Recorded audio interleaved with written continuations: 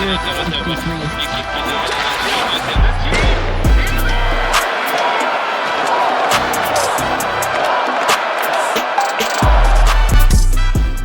there and welcome to this bonus episode of the Gazette's Hockey Inside Out show. I'm Stu Cowan of the Gazette, joined by my regular partners here, former Canadiens teammates and 1986 Stanley Cup champs, Chris Nilan and Rick Green. Rick, you're a former Washington Capital #1 overall pick at the draft, just like Alex Ovechkin. You guys have a lot in common there, right?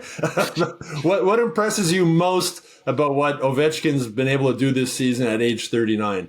Just he loves the game. He never wants to quit. And, there's a guy that, has such a great talent, and he brings it each and every night. And the results speak for themselves. He's just one of those guys that comes around once in a while. I wish I had somebody like him when I first started. But, he's an exceptional player. You see him in some of his posts and stuff. He's smiling, laughing. The guys love him. He's enjoying every minute because he knows when it's over, it's over. But he delivers, and, he's doing what he does best, and that's making things happen when given the opportunity. And, hats off to him. That's an amazing player, amazing career, and, they're enjoying the ride right now. What do you like about him, Knuckles? Everything in a hockey player and then some, right? He's got great drive, determination. He wants to be great. He wants to score goals. He hits people. He battles for the loose pucks. He takes hits. He knocked somebody out once with a punch, right? He could fight.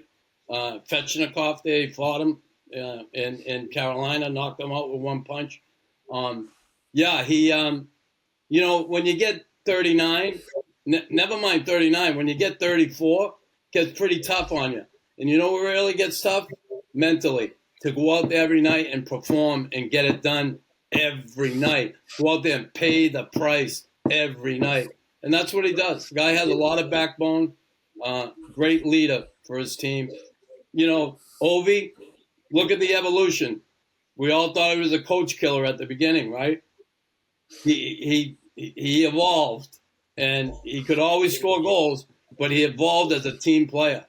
Really, really did. And I think that's the biggest plus for that organization for what he's done, right? He became a team player. How old were you, Rick, when you retired? I was 34, 35. Can you imagine? How old were you, Knuckles? 34. 34 is like, can you imagine 39, Rick? He's I don't think people realized also that, the pressure he has to score and makes things happen offensively. And, he's responded so well to be able to handle that. And, he's supposed to make things happen. He's supposed to score goals. The pressure that comes with that, unlike the pressure that I had to score between 2 and 3, Ovi gets it done, and, he handles it so well. And by the way, really, if really I can impressed. Add this, he's a good 5-on-5 player. Mm-hmm. Well, I don't think anybody really expected him to break Gretzky's record this season, especially when he broke his leg. I mean, he broke his left fibula in a collision with Utah's Jack McBain during a game on November 18th. Originally expected to be out 4 to 6 weeks. He was back on the ice skating 2 weeks later and returned to play on December 28th. Knuckles, you've dealt with a lot of injuries over your career. When you saw him come back, what was your thought? Well, it was surprising, but again, we don't know. We say broken leg. Did he have I don't think he had a compound fracture. Probably had a fracture in there enough to cause that discomfort, and finally got it healed. If you have a compound fracture, you're not coming back that quick. You're just not. So yeah, there's a fracture there. I thought he would do it next year. He'd finish it off next year because of that injury. Then he came back. I'm like, holy shit, this kid's an animal, and he is. He's an animal. Mm-hmm. Rick, sorry, go ahead. I was just going to say, testament of his character. He knew that he was on a mission that wanted to find a way to break the record, and he was going to do it no matter what. pain. He tolerated, got himself back quick, and delivered. And, those kind of guys don't come around that often, and he's one of the exceptional ones. Rick, do you remember what your salary was your first year after being the number one overall pick at the draft? It was 40,000, but yeah.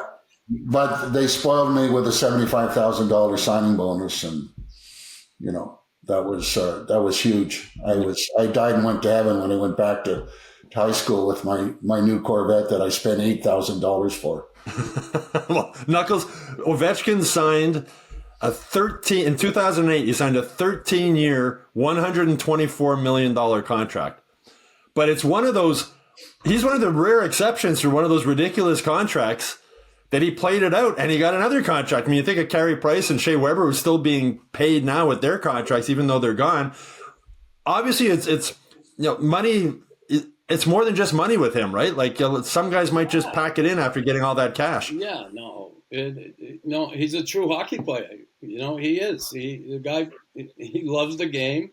He wants to win, and he's determined. It's just not. Put it in front of me. I'm going after it. And that's what he's doing. He's done it. It's incredible what he's done. God bless him. He just, and all that money, you say it, money can change some people. Mm-hmm. Apparently not him.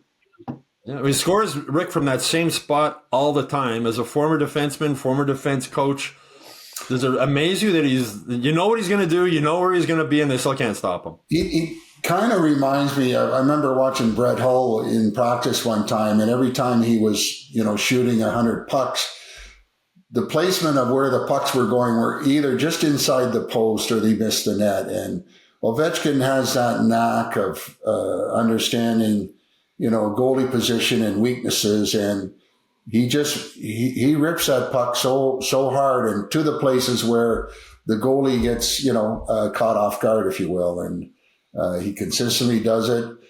As a defenseman, yeah, you can go and maybe cheat on him, but the bugger, he finds a way to get it beyond you or through you and use you as a screen. And those type of, performances and goal scoring ability is not an accident. It's just a natural goal scorer. The other thing impressive, Knuckles, I mean, the era in which he scored all these goals with these 6'6" goalies and the big equipment, I don't know if that record will ever be broken. Yeah, it's going to be tough to beat that one. We never thought Gretzky's was going to go down. Yeah. You just never know, Stu. You never know. That's it. Anyway, that's it for this Hockey Inside Out Show bonus episode. I hope you all enjoyed it out there. Please like and subscribe to the Hockey Inside Out YouTube channel. Go to MontrealGazette.com/newsletters to sign up for the Hockey Inside Out newsletter. And, of course, go to HockeyInsideOut.com. That's where you'll get all the latest Canadiens news every day during this playoff run. And if you have a bonus question you'd like us to answer in a future bonus episode, please put it in the comment section below.